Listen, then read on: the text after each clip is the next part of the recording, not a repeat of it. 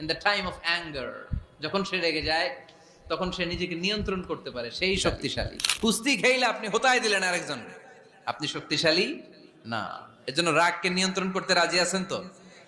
এক সাহাবী এসে বললেন, ইয়া রাসূলুল্লাহ, আউসিনি ইয়া রাসূলুল্লাহ, ও নবী আমারে নসিহত করেন, আমারে কিছু উপদেশ দেন। বিশ্বনবী বললেন, লা তাগদাব, তুমি রেগে যেও না।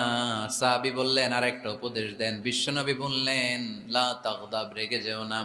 সাহাবী বললেন, ও নবী আরেকটা উপদেশ দেন। বিশ্বনবী তৃতীয়বারের জন্য বললেন, ও সাহাবী তুমি রেগে যেও না, লা তাগদাব, রেগে যেও না। কারণ রেগে গেলেন তো হেরে গেলেন, রেগে গেলেন হেরে গেলেন।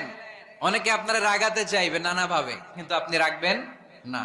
আপনার সাথে ঝগড়া করতে চাইবে, পায়ে পাড়া দিয়ে ঝগড়া করতে চায়, এরকম আছে না নাই?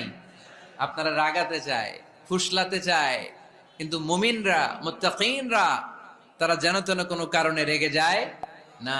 তারা